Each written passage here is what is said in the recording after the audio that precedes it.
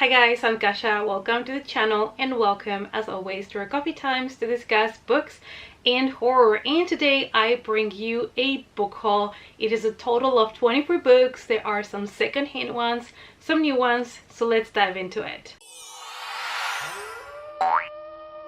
It's coffee time. I gotta say, first of all, I think I've been doing a really good job at not getting many books every single week, every single month. I think I am being a tiny little bit more selective than my past self.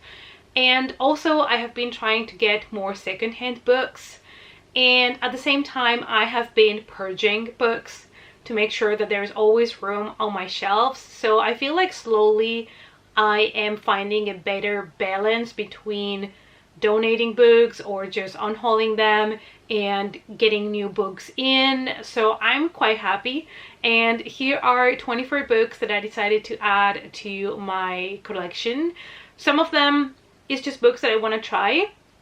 Others are books that I on purpose got for the collection. So let's start with the second-hand books that I got. The first books that I am going to show you I found at a bookstore in the middle of the city that carries a lot of second-hand English books. They don't have too much horror, but the other day I was blessed with a couple of horror books that I actually needed. So I was in awe that I was able to find them there. The first one doesn't need much introduction, is Rose Madder by Stephen King. And I am trying to collect all of Stephen King's books in hardcover. I didn't have this one, so I grabbed it as fast as I could. It is in quite good condition for being an older book. I think this one was from the 90s. And yeah, I needed to add it to the collection. I always check for Stephen King books when I'm in secondhand stores to see if I can find some hardcover ones. And it was a lucky day. Normally they don't have them, or they have ones that I already own, but the other day was a good day, and this is a good find for me that I can add to my Stephen King collection. That same day I found a book that I have been meaning to pick up because I heard many people saying how disturbing and horrifying it was, and I have been quite intrigued about it as well because it has mixed media in it, and that is Night Film by Marisha Pestle. And I saw this book at the secondhand store and I grabbed it so quickly. I was like, it's mine, thank you. It's a chunky boy, but I'm really excited to dive into this one, hopefully still this year, because like I said, I've been hearing people talking about it. I've seen in the booktube community a lot, and I really want to know. It looks quite disturbing. There are some images and document pages inside, and yeah, I just need to get to this. I believe it is about the death of a girl that is being ruled as suicide, but a detective thinks that it is actually someone that killed her, and there's an investigation going on. So it has also that flavor of true crime. So I'm just like, I cannot wait for this. And the other one that I found, which is another book that people have said it's quite disturbing, gross. Nice. And I wanted to pick up for the collection, is The WASP Factory by Ian Banks. And as you can see, it's basically new, pristine condition. So I grabbed this also so quickly. I was like, yes, give it to me, please. I still want to do a reading vlog in which I read only really disturbing books. I might have to do 2 vlogs like that because my list of disturbing books that I want to read for that project are a lot. If you have any other super disturbing books, leave it in the comments down below. I've been compiling a list, and I do want to start doing that reading vlog of, you know, just reading really disturbing books. As soon as I can, I'm gonna get to that, and I think I'm gonna include this one as well. And then I have a couple of books that I found at another secondhand store that is here in the town that I live. It is one of those secondhand stores that carry absolutely anything, and they do have a book section, but their English selection is very limited. But anyways, every time I go, I just quickly check to see if there's anything. You never know what you're gonna find, and I was shooketh when I found this book there, and I immediately grabbed it from the shelves so quickly, and that is this book here. Is called Mortal Remains, a true story of ritual murder by Henry Scammell. And it is a true crime book, as you can tell, and it is about murders. And look at it, look at it. I love it. You guys know I love true crime, and I was so hyped when I found this book. I mean, I should not be happy about true crime stories, but you know what I mean, like the excitement that I found something that I'm really into reading. So yeah, this one, such a good find for such a good price. I paid like €2 for this. Like, what? Next is a book that I would normally not pick up, but it's always intrigued me. It is not horror at all, but it's always kind of been there. Every time I've seen it at bookstores, always draws my attention. And I saw it at the secondhand store for little to no money, and I thought, you know what, I'm gonna pick it up and I'm gonna try to read it and see if I like it or not. And you know, the worst case scenario, I would just donate it again, and I didn't spend a lot of money on it. And that book is The Miniaturist by Jessie Burton. And this is a book based in the 17th century in Amsterdam. So it is a book that I would normally never even pick up, but it's always caught my attention. I think the name, the cover, the concept, there's something about it that it's always captivated my attention. So I thought I would pick it up, and I paid 50 cents for this. And I was like, you know, if I don't like it, worst case scenario, like I said, I would just pass it on to someone else or donate it again. And the last book that I found at that secondhand store is actually a mystery thriller, but it is one of those books that has the character of Dr. Temperance Brennan that I know from the TV show Bones. I watched the TV show Bones twice complete. I know the last seasons were not great, but I just love the character of Temperance Brennan so much. She's my spirit animal too, apart from Wednesday. I love her so much. So I found one of the books, which is this one. It's called Bare Bones by Kathy Rage. I don't know if you need to read them in order or it doesn't matter, because most of these murder mystery books, even though they have like a common detective that is in every book, the murders, crimes that they have to solve in every book are different, so you kind of can read them in any order. But I was really interested because I've never really read any of the books that, you know, the character Temperance Brennan is in. So I thought, why not, I'll pick it up for cheap and see if I enjoy the books at all. And for this one I paid, you guys, 25 cents. So it's not like it is a huge investment. And who knows, maybe I love it so much that I end up looking for the rest books on these series. So before we go to the juicy part, which are the horror vintage paperbacks that I found, I would like to show you also some new books that I bought. The first two books are actually short story compilations. The first one is by C.J. Tudor. It's called A Sliver of Darkness, and I wanted to read it since I have read every single thriller that C.J. Tudor has written and published, and I had not read her short stories, so I thought it would be a good time now to pick it up, because I have read now all of her thrillers that are out there. So now I have a little bit more reading material. And the other one is The Trees Grew Because I Bled There by Eric LaRocca. And this is a new release, but the tales that are included in this compilation were already published before. So if you're like me and you were collecting his work from the very beginning, you might already have a copy of it. I also wanted to get this one because it's a hardcover, it is signed by the author, so I really want it for my Eric LaRocca collection. But these are the same tales that are in this paperback that I also own, which is called The Strange Thing We Become and Other Dark Tales. So if you have this one, you technically already have this book as well. Just wanted to put it out there because I also didn't know. It doesn't matter because I'm gonna get everything published from Eric LaRocca. I'm starting my own kind of small collection. But yeah, basically the tales are the same. Moving on to another book that I ordered because I really like the author. I read Let the Right One In and loved it. I recently read I Will Always Find You, and I was not really happy with it. I was a little bit disappointed, but I wanted to give the author another chance, so I ordered another of his books, which is Little Star. Now this is not the edition that I ordered. I ordered a different cover, but this is what they sent me, and I considered giving it back, but I only paid €4 for it, and it is a very chunky book. So I decided that I would give it a chance. If I love it and I want to keep it for the collection, I can still look for the other cover that I wanted to begin with. If I don't love it, then I didn't go through all the trouble of returning it and trying to find the other one. So if I don't love it, it's also a chunky book, so I can just donate it or pass it along, and yeah, then that'll be it.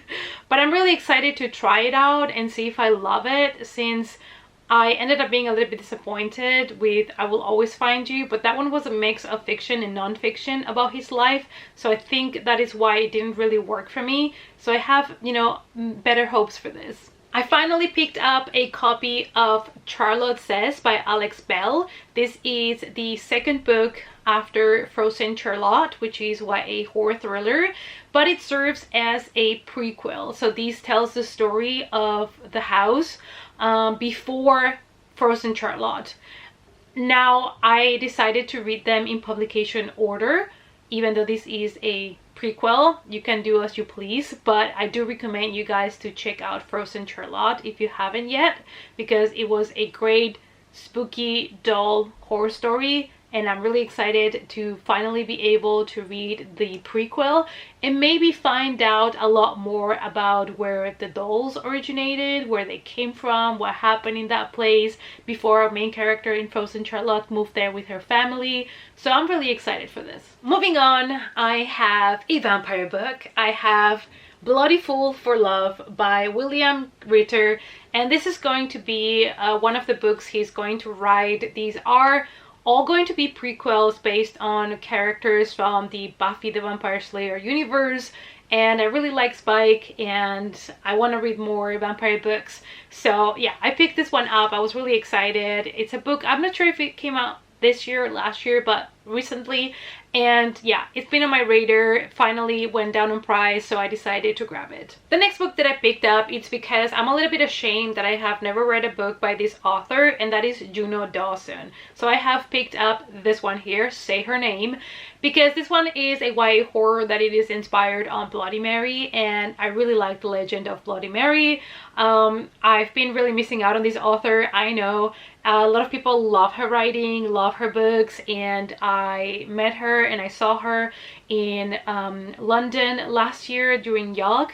So I've been really meaning to pick up her books and read them, and I felt like this was a good start because it is a story that I already am familiar with, and it is pure on horror. Then I went to the bookstore here in the Netherlands, one of the biggest chains of bookstores here, called Donor, and I was browsing through the horror section, which is basically now just one shelf, and most of it is Stephen King. So I was really sad because they had a bigger section of horror last year and it is being reduced, and it hurt my feelings a little bit, not gonna lie.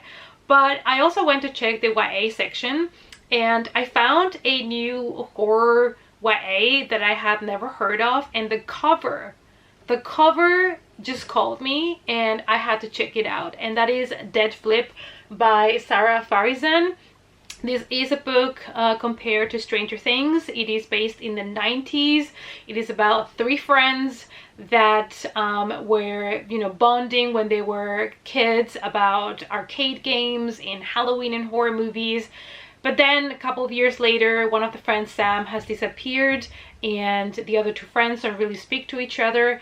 But suddenly Sam returns. The only problem is Sam is still 12, and the other friends, I believe, are now 17. So what happened to Sam? It sounds really intriguing. Plus, I mean, excuse me with this cover, and it is based on the 90s. So yeah, I'm really excited about this. The other book that I picked up at the bookstore is The Enemy by Charlie Higson. This is a series of books, and it is zombies. Basically, it's apocalyptic, you know, post-apocalyptic world with zombies, and it has such amazing reviews, and I have never read this. And it gave me also a little bit of The Last of Us vibes, and I am looking for something to fulfill that void that has been left in my heart. So I felt like this was a good choice, and I got book one. I'll see if I like it, and if I do, I can still pick up the other ones in the series. but I have never read this series and I thought it would be a good pick for me because this is horror with zombies. So yeah, I'm really interested to check this one out and see how the rules work with the virus and the infections and all of those things. While my parents were here, we took them one day to see Amsterdam. We went to see the city and all of that, but we also took the time to go to Anne Frank's museum, which is basically the house in which they were hiding behind the bookshelf that has been turned into a museum, and they give you a lot of information about what happened. And at the very end of the tour, you get to go through the actual hiding spot behind the bookshelf, and my mom had always dreamed of going, so I was very happy to fulfill one of her lifelong dreams. I already own Anne Frank's diary and I already read it years ago, but they had another book that caught my attention and I decided to pick it up, and that is The Last 7 Days of Anne Frank. And these are 6 stories from women that had contact with Anne while she was taken and while she lived in the concentration camp. So it's 6 stories from 6 Jewish women that had contact one way or another with Anne, and they made it out of the hell that they were put through so that they could tell their story.